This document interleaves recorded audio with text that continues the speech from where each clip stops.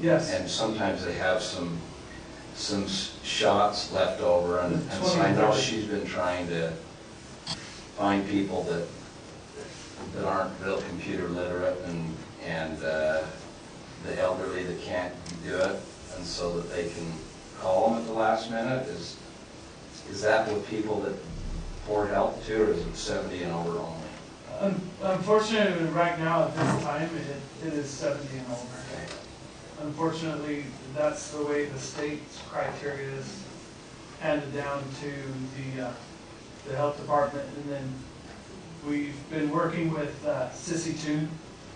She helps out with the senior center, and we've been successful. I don't want to speak too much for the health department, but we use 100% of the vaccinations that we got here in Morgan.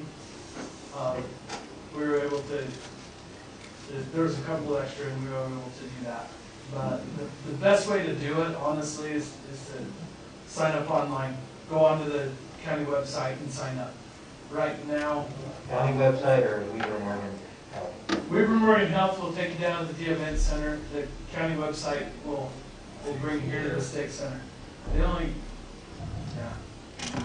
Right now we have people signed up. If I was to do a public service announcement, I'd probably say, please only sign up once. There was an individual that signed up over 10 times because they weren't sure. And so we had to go in and take them off call them first and make sure that they didn't want 10 vaccines. And then we had to open it up and go out. And through Sissy Toon, we're absolutely going to those people that are struggling with the computer issues, and we're helping them to get in. And we're reaching out to the public, asking them, please make sure your neighbors, help your neighbors. We've had a huge outpouring of help from community members, which we appreciate. So have we got most of those yet? No. So there's still quite a few. Do we have records of, Yes. I mean, how many and who we need to contact to say, hey, you want your vaccine or do you not? I mean, They need to reach out to us, but yeah, we're working through that list. We're only receiving about 200 every 2 weeks, is that correct? Doses. For now, it's always a crapshoot. We don't know how many doses we're going to get and sign up. And eventually, at some point down the road, it'll open up to other people. Okay. I know the health department's sitting on a list of about 19,000 people that want their vaccine. So they've had to call in the National Guard to make phone calls for them. Okay, thank you. Thanks. Yep. The kids from Vegas always appreciate the reference to the corruption.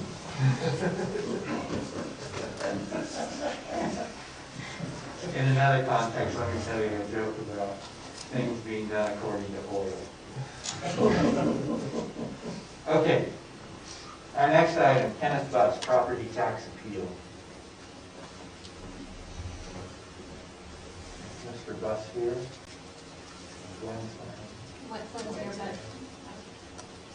Oh, there you are.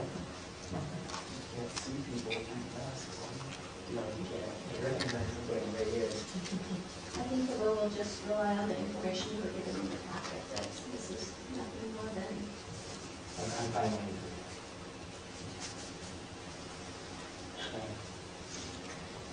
And I will, if there's no discussion, all right. I'm ready for a motion. Okay. I'll move that we deny Kenneth Buss property tax appeal. For a second. Second. Okay, there's a motion to deny Mr. Buss's property tax appeal by member Fackrell, seconded by member Wilson. Any questions on the motion? I think that we'll just rely on the information we're given in the packet. Okay, so I'll make that. I'm fine. Any questions on the motion as modified? All in favor? Aye. And I Any will. opposed? There's no discussion. Okay, I'm ready for a motion. okay. I'll move that we deny Kenneth Buss property tax appeal. For a second. Any objection? Second. Okay, let's move to item number 4, and Mr. Brown. Okay, there's a motion to deny Mr. Buss's property tax appeal by member Fackrell, seconded by member Wilson. Any questions on the other, combining with member Fackrell's matter, a letter of support for the development study. Any questions on the motion as modified? Thank you, Commissioners. Thank you for joining me, so Johnson as well. I just got a quick presentation for you. It will identify both items. Tonight, Kenneth Buss, property tax. Second. Okay, let's move to item number 4, and Mr. Brown. Okay, there's a motion to deny the study on the property tax appeal by member Fackrell, seconded by member Wilson. Any questions on the other, combining with member Fackrell's matter, a letter of So she's setting this up really quickly. First, I want to say I was rather impressed by the handle on the property tax that you have. It's a pretty complicated scale. We talked about property tax in our last presentation and some of the limitations on property tax and why sometimes it's hard to forecast to it. So nice job. I actually appreciated it. Today we have a couple things we want to talk to you about specific to economic development, but for today we wanted to give you a quick update. This is usually about 45 slides, but Commissioner Fackrell told me that I won't make it through that many and I gotta zip it right down. So we're down to about 24. We're gonna go through them really quickly. I wanted to be able to send this up a good update for you where we are today, before we're going to into the future, but also be interesting. All right, so our role and responsibility is to start with the county evaluation. We think we're fairly far through that process. Then identify and execute strategies, which I believe that we've done. Evaluate the processes we presently have from a county perspective to make sure that we can fulfill those strategies. Today we start the process of building and strengthening relationships, evaluate our outcomes to make sure we're hitting the mark, and then position ourselves for the future, understanding markets that are coming over the next couple of years. And you told me that I will make it through that many. Now, when we first got here, these two word bubbles really explain a lot for us. From a community perspective, there was a tremendous amount of distrust. There was a lot of negativity, sometimes apathy. People were waiting for things to happen. There was some excitement. I felt some excitement from certain members within the community. And a lot of these kind of created some of the community concerns and the county issues that you're experiencing today. So we took all that and we put it basically into two areas. One is community concerns and the other is county issues. When we started the process of looking at community concerns, we broke them down into two areas. The first area is related to growth. There's a real feeling that we want to maintain our rural community. Now, when we first got open space, we don't want to see this Park City or a Ogden Valley growth. We don't want a bunch of traffic everywhere. Let's keep traffic to the minimum, and we don't want those dreaded outsiders, right?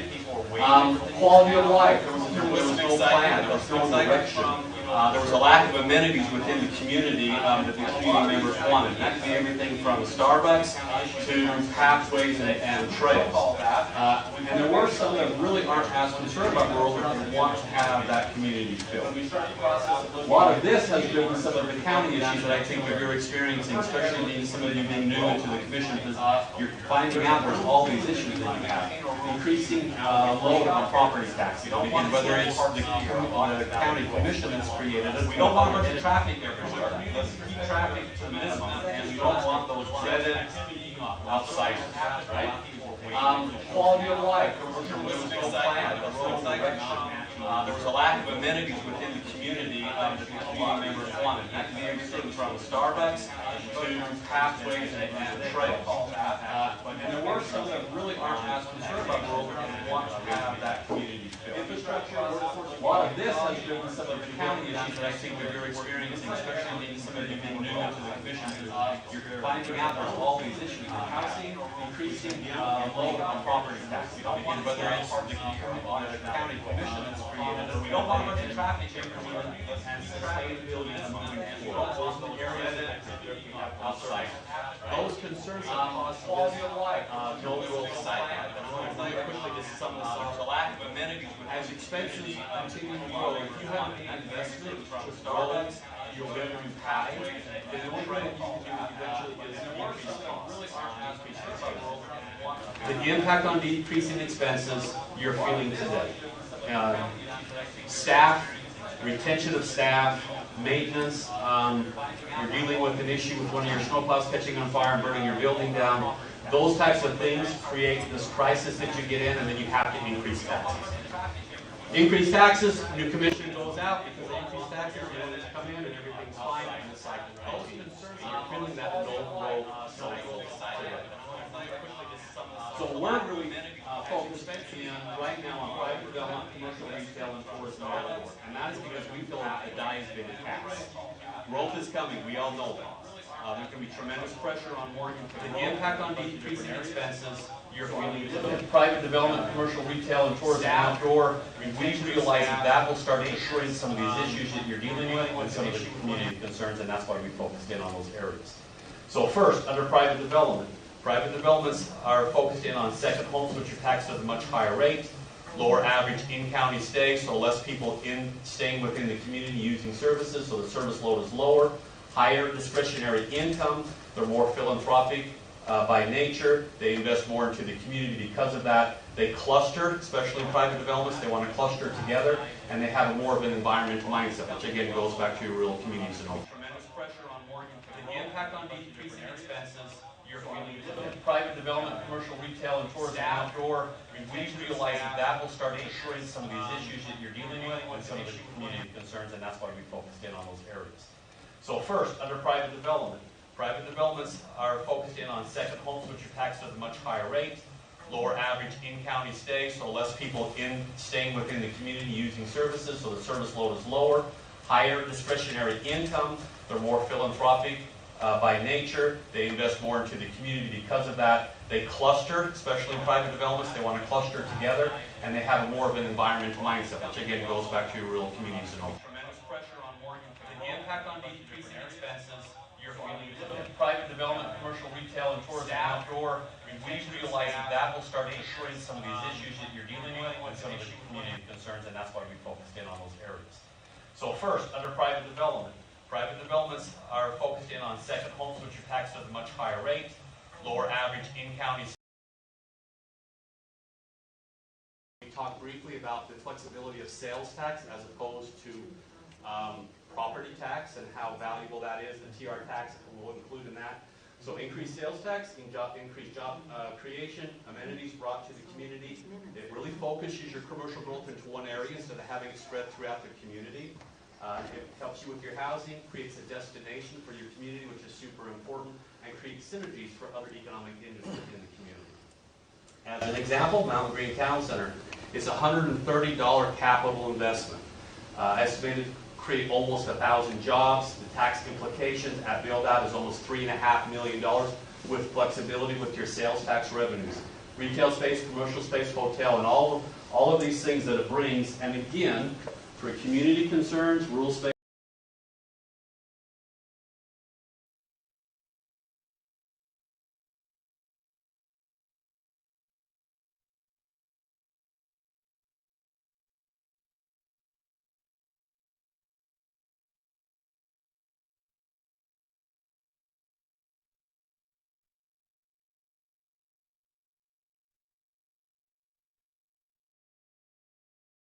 Do any of those.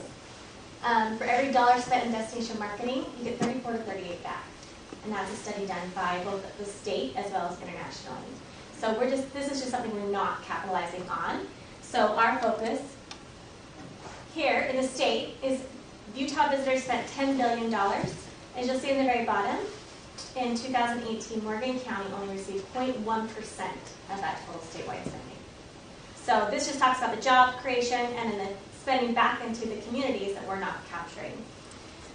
The ways we can capture it is by creating a destination management organization. Now what that is the policies, the practices, and the professional proficiencies related to administration of a destination. So one of the things I want to focus on at the bottom, you'll see the management of the destination, including the marketing efforts, the local resources, the accommodations, activities, events, and environmental concerns, tourist attractions, and transportation. So by having a DML that manages the destination, they'll actually manage the environment, the community outreach, they'll manage the businesses and the relationship with the chamber, and it just also focuses that distribution of tourism into the areas that you want the tourism growth, and it creates its own tax base. So the DMO, is that, it's an organization of the county? Or is It it is a a county private? contracted, and so you might hear like Visit Park City, Visit Ogden, which is Weaver County, Explore Utah Valley. Those are all DMOs throughout the state that are capturing TRT dollars and then also funded through events, small membership, and then using that Fed tax. It's basically a nonprofit organization that's specific to creating the infrastructure and then the marketing and destination management for Morgan County. And then by being a 501c6, it allows us to take that funding and match it with other state dollars for additional marketing opportunities. Would the county be the organizer of the DMO in this instance, or is that somebody else? The county would not be the organizer, but the county would be a big component of the decision making. The DMO is usually made up of a board that has county, city, and then industries within the tourism market to give consultation and direction to the steps that the DMO is taking. And they'll present their budget to you on an annual basis for your approval, as well as the city. It will also control the TRT tax. And then again, I think Commissioner Fackrell. 501c6 allows us to take that funding and match it with other state dollars for additional marketing opportunities. Would the county be the organizer of the DMO in this instance, or is that somebody else? The county would not be the organizer, but the county would be a big component of the decision making. The DMO is usually made up of a board that has county, city, and then industries within the tourism market to give consultation and direction to the steps that the DMO is taking. And they'll present their budget to you on an annual basis for your approval, as well as the city. It will also control the TRT tax. And then again, I think Commissioner Fackrell. 501c6 allows us to take that funding and match it with other state dollars for additional marketing opportunities. Would the county be the organizer of the DMO in this instance, or is that somebody else? The county would not be the organizer, but the county would be a big component of the decision making. The DMO is usually made up of a board that has county, city, and then industries within the tourism market to give consultation and direction to the steps that the DMO is taking. And they'll present their budget to you on an annual basis for your approval, as well as the city. It will also control the TRT tax. And then again, I think Commissioner Fackrell. 501c6 allows us to take that funding and match it with other state dollars for additional marketing opportunities. Would the county be the organizer of the DMO in this instance, or is that somebody else? The county would not be the organizer, but the county would be a big component of the decision making. The DMO is usually made up of a board that has county, city, and then industries within the tourism market to give consultation and direction to the steps that the DMO is taking. And they'll present their budget to you on an annual basis for your approval, as well as the city. It will also control the TRT tax. And then again, I think Commissioner Fackrell. 501c6 allows us to take that funding and match it with other state dollars for additional marketing opportunities. Would the county be the organizer of the DMO in this instance, or is that somebody else? The county would not be the organizer, but the county would be a big component of the decision making. The DMO is usually made up of a board that has county, city, and then industries within the tourism market to give consultation and direction to the steps that the DMO is taking. And they'll present their budget to you on an annual basis for your approval, as well as the city. It will also control the TRT tax. And then again, I think Commissioner Fackrell. 501c6 allows us to take that funding and match it with other state dollars for additional marketing opportunities. Would the county be the organizer of the DMO in this instance, or is that somebody else? The county would not be the organizer, but the county would be a big component of the decision making. The DMO is usually made up of a board that has county, city, and then industries within the tourism market to give consultation and direction to the steps that the DMO is taking. And they'll present their budget to you on an annual basis for your approval, as well as the city. It will also control the TRT tax. And then again, I think Commissioner Fackrell. 501c6 allows us to take that funding and match it with other state dollars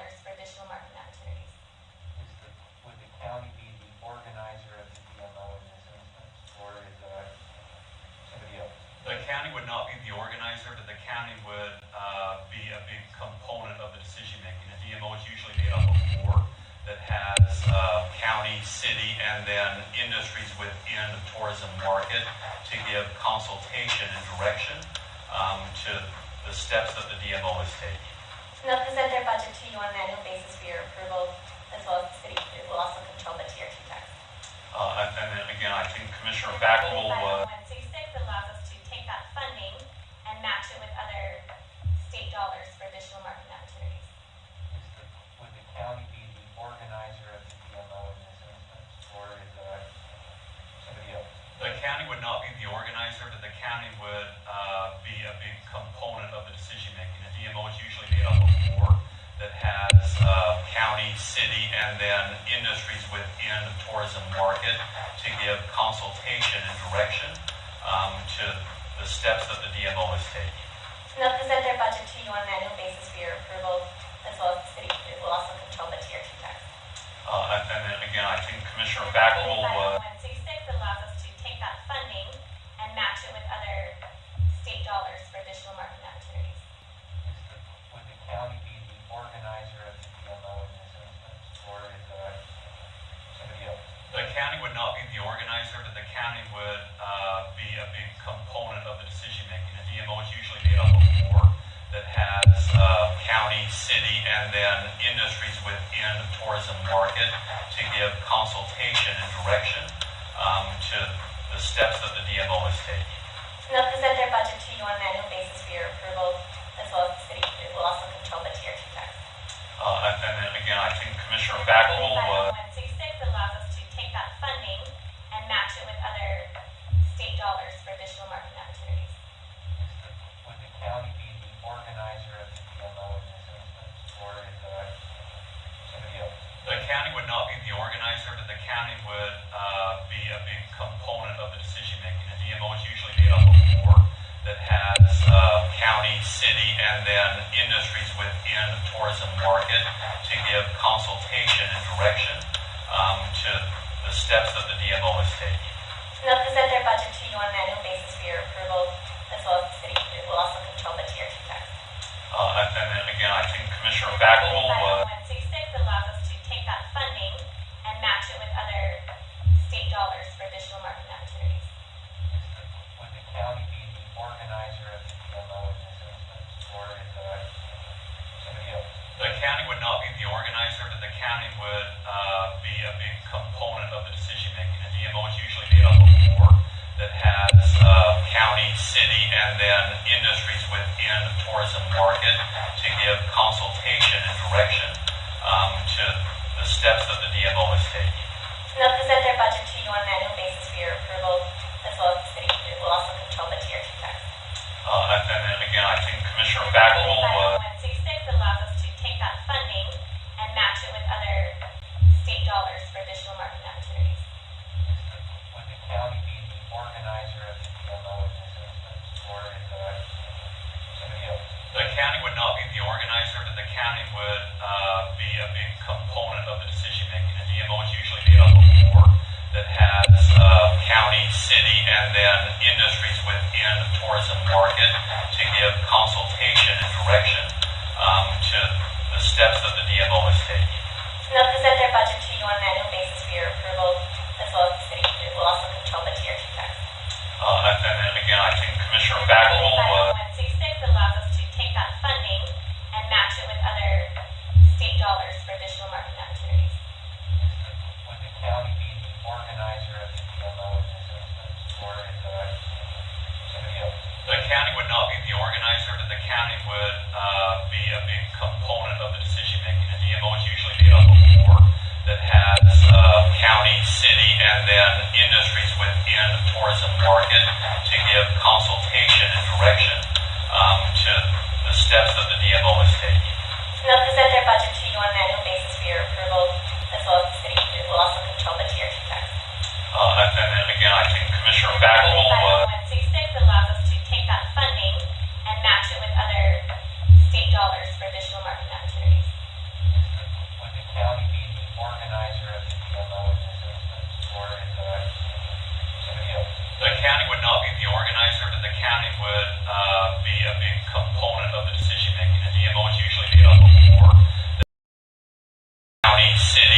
and industries within the tourism market to give consultation and direction to the steps that the DMO is taking. And they'll present their budget to you on an annual basis for your approval, as well as the city. It will also control the tier 2 tax. And then again, I think Commissioner Fackrell, 166 allows us to take that funding and match it with other state dollars for additional marketing opportunities. Would the county be the organizer of the DMO assessment, or is it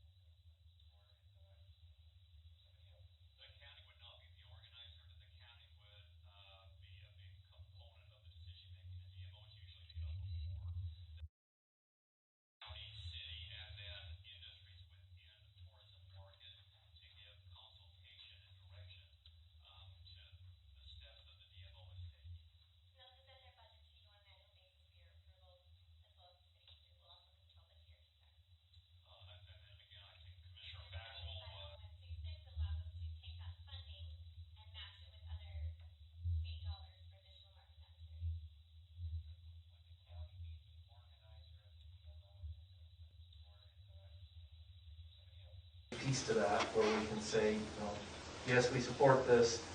They'll then go back to Morgan City and to the COG, and probably a couple other entities as well, and say, yes, the county supports this. Will you support the county? So, are there questions on the resolution itself? Yeah, do we know what the cost of that EIS would be? It would not be a cost incurred by the county. We don't even have to put up any kind of matching funds for that? No, and I believe the estimated cost originally was about 3.5 million, For the but that was EIS. about 3 years ago, so I'm not sure what the EIS cost would be today. It's substantial. In the general terms, it's budget dust for them. It's getting the commitment from them to push it forward, and that's why the community support is so important to us.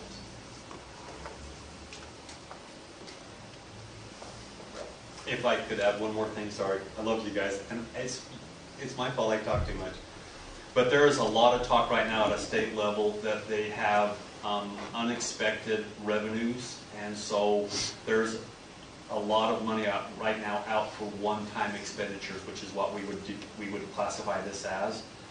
And so there's just one more opportunity right now that may help us if we can get behind all this. And I'm going to stand over here. You're fine. So I don't have questions. We can make the change. I may want it signed tonight, I don't know, but I would just put resolution supporting transportation infrastructure on the top, just as a heading, and I would be consistent in the capitalization of Mountain Green in a couple places where it's not. We'll want to put that resolution number, which will be CR 21-02. Are we ready for a motion, or did you have another question? I just wanted to make a statement to everybody that's out here. If you don't know, according to what I understand, and you guys can correct me on this, that if we do an EIS, and it takes them 3 years to do that, then they have to start building the project within that time frame. Is that correct? Correct. So the EIS has a 3-year life for it before they'd have to do another 3 years. So there's a couple things.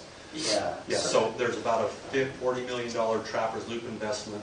There's about Commissioner Anderson, what do you think the $2.5–3 million for the property? I'm not sure what the easement cost that they, because they bought all these. Yeah, I know it was over $2 million. Yeah, $2 million with the right of way. I don't know exactly what. And then $3.5 million for EIS. I mean, there's about a $45–50 million investment that they already have. And that would be, again, one of the arguments that we would make, just building the building blocks to get past the congestion modeling and the safety modeling. And so, I mean, we're trying to create a strategy. So in other words, basically the strategy is that if we can get this EIS, then we can get the interchange. Yes. And I think that's what most of the people in Morgan County want. And if they don't, come and see me. Mr. Chair, I'd like to make a motion that we approve Morgan County Resolution number 21-02, a resolution supporting an EIS study for the Mountain Green interchange. I'll second. So we have a motion by Member Newton, seconded by Member Mackerel to approve a resolution supporting an EIS study on potential interchange in Mountain Green. Any questions on the motion? All in favor? Aye. Any opposed? Okay. Okay, and then the second portion of this that we wanted to talk about, it's actually number 7 on your agenda, so I'm going to scroll down a bit to find it, but is a letter of support. So James and Lisa have applied for a grant through WFRC to do a study on the Mountain Green and Peterson areas. It's an economic study, the cost of which is about $130,000. Our portion would be $9,000. I would suggest that we pay for that from our TRT funds, there's sufficient in that account to pay for it. As long as we get the grant. Now, the letter essentially says we will provide the $9,000 matching funds if we're awarded the grant, and we support the award of the grant. Did I get all that correct? Yes, so we found out about the grant 2 days before. We scrambled, wrote the grant, asked for extensions for some specific parts, which would be the letter. They agreed to that, and so we're coming up on the deadline to submit those letters. We feel from our conversations, because we're amazing, that they really want to work with Morgan, and they're willing to hold those deadlines, and so we're asking to get those letters signed so that we can send them in. Okay. Any questions on the letter that was included in the packet? I'll make a motion, Mr. Chair, that we approve the letter to be sent to Wasatch Front Regional Council in support of the 2 small area plan and 1 market study grants. And in addition, that we approve the potential expenditure of $9,000 to come from TRT, the TRT fund, to be the match on those grants. I'll second it. Okay, we have a motion to authorize a letter of support for an economic development study to be sent to the Wasatch Front Regional Council, which will include a commitment to a matching contribution of $9,000 to be paid from the TRT fund. The motion was by Member Newton, seconded by Member Fackrell. Any questions on the motion? All in favor? Aye. Any opposed? Okay. Thank you. Thank you, Commissioner. Do you have a separate copy of the letter here? We do not. You email it to me, I'll Yeah. get to that. Thank you. Okay, that takes us to item number 5 on our agenda. This is a letter of engagement between Morgan County and HPME for audit of financial statements for the year ending December 31, 2020.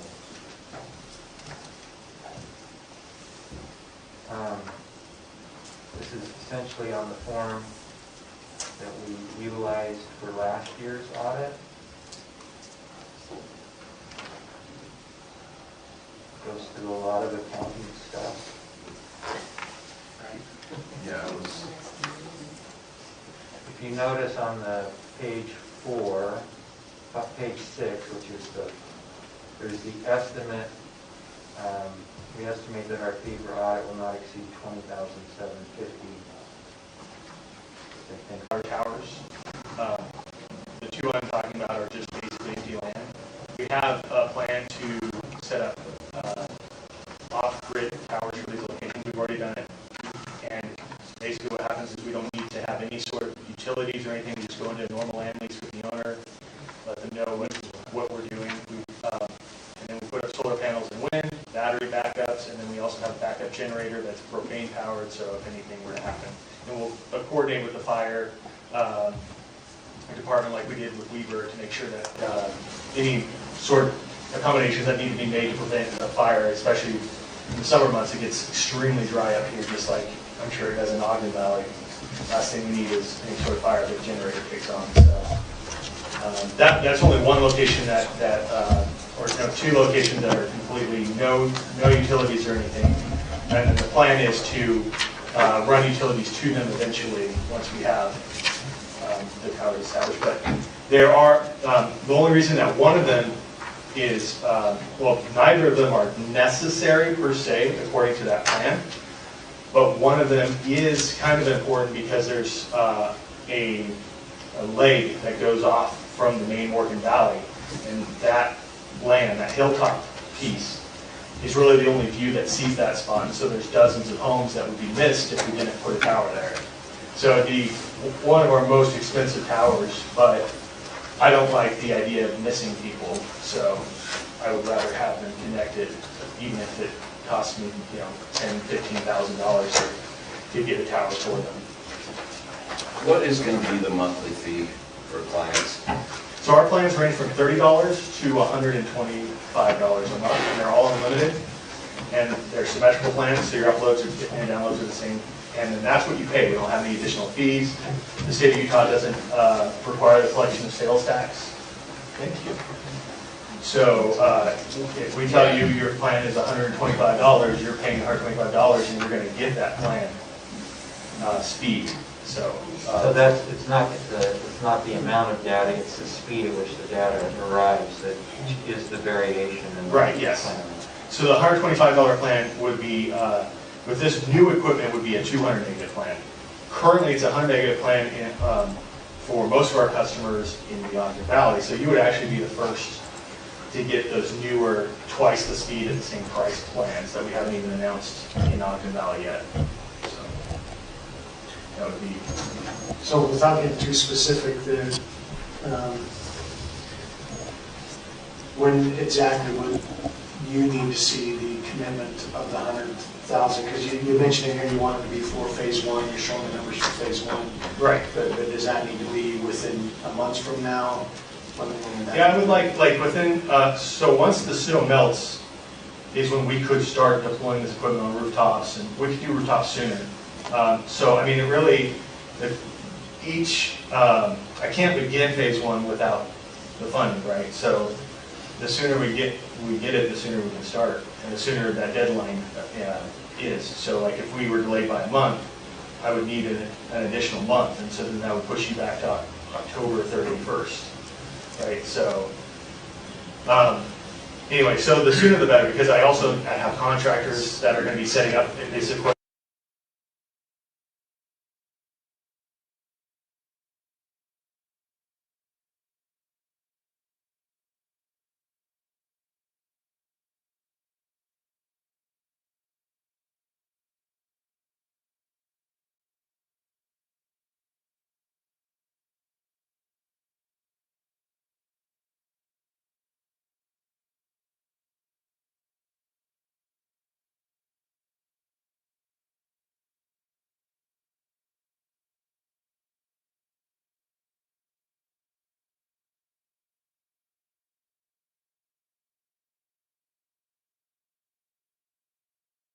Have all these towers up in the next 2 to 3 months, and I want to have customers already set up before we even start talking about the midsummer festivities like July, 4th of July and stuff like that.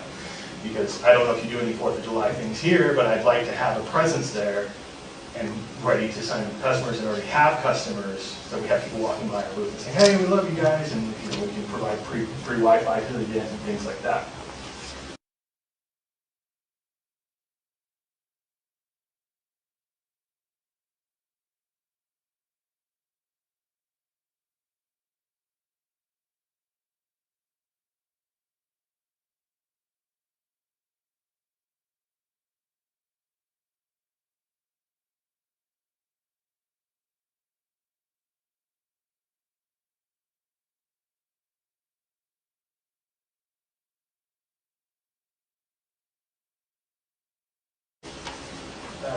Uses of CARES Act funding, so, this is definitely better than building a tubing tunnel.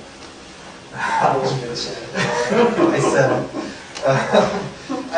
I mean, we're certainly not going to get in trouble with the Department of Treasury for spending CARES Act funding on something like this. This is definitely an approved use. It's one of the few that's actually spelled out very specifically. So I think this would be sufficient. We have the funds in the bank account right now, so we can cut a check on a Monday check. Plus, we wanted in homes for school, whatever. Yeah, I mean, the sooner we can, if we can get something going before the end of the school year, great. I mean, it benefits our students. If we can get it before tomorrow, it'd be even better. Last year's the best time.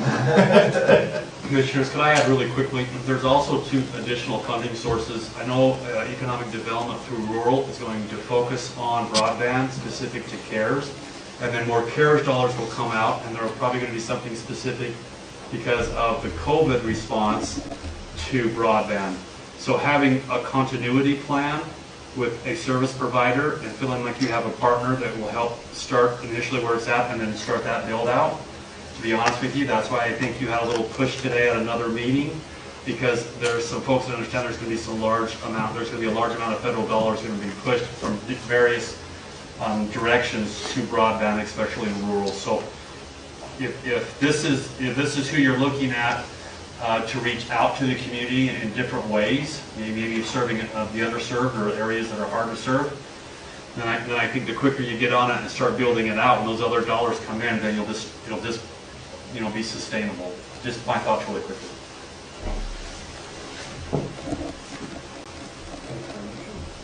I am. I move that we have an agreement between Morgan County and Liberty Broadband to put internet into the whole county using $100,000 from the CARES Fund to build the infrastructure and provide affordable, reliable broadband services. I don't know if you need the rest of that. Probably stop at infrastructure. I'll second it. Okay. So we have a motion, and I'm assuming that the motion relates to the letter of understanding on the form with the changes that were included and provided to us tonight. That's correct. Okay, so a motion to approve by Member Fackrell, seconded by Member Wilson, to approve the agreement between Morgan County and Liberty Broadband on the form circulated with the changes tonight. Any questions on the motion? All in favor? Aye. Any opposed? Okay. Thank you.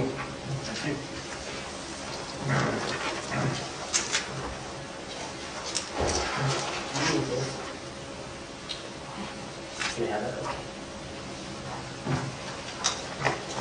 Thank you, Michael. Thank you. Okay, that brings us to commissioner comments. I did mention today that the YCC is part of their fundraising efforts for this year, which nonprofits have been hit pretty hard by COVID. So a lot, they typically do an annual gala and they do different things to try to help raise funds, and most of those were canceled. We did get our golf tournament last summer done on kind of a limited basis, but they're doing a fundraising deal where it's called Hearts of Ogden, and they're these big hearts. They're made by a company that does stuff for Disneyland. They look pretty cool. And it refers to the YCC, and then they're just looking for sponsors on the back of those hearts. And there's different other things that you can sponsor on an individual level if you want to. If you have any companies in the Ogden area or here that might be interested in sponsoring, how we get in touch with them and give them some information. Okay.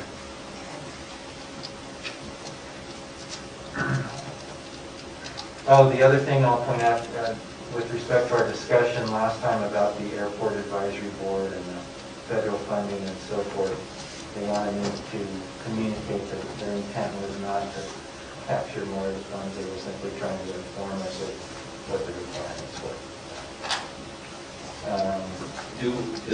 Are they moving ahead with any infrastructure on that or not? No, I mean, we've got some planning done and planning work, and they are trying to get some informal estimates. Ultimately, if we were to approve something to move forward, we'd have to do the public bidding process.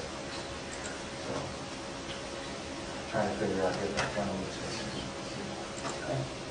And I know you said that before they had somebody that put in the infrastructure and then they were reimbursed through impact fees. Kind of a pioneering agreement, and so they would collect it from the other hangar owners as they came in. Is that something that we would look at again, or? Yeah, if you have the willing participant to upfront the infrastructure. There's the, I'm sorry, I'm forgetting his name. No, apart from the other row of hangars, I think it's called Five Pines, was interested in potentially doing a building. This would be the farthest north. It wouldn't be a typical hangar row, and he was looking at maybe putting in a building for his operation, and together with, it would be big enough to include the facilities for the Forest Service. But the Forest Service, it's hard to get a commitment on them. I mean, we're on a 2-year lease for them right now. And we're 1 year into that. So we've got 1 more year remaining on that lease. And if they were to maybe make a commitment to be here and we could facilitate that, that could potentially be a source to get all of that done at once, and they might be willing to fund some of that up front and impact these, or not impact these, collect assessments from the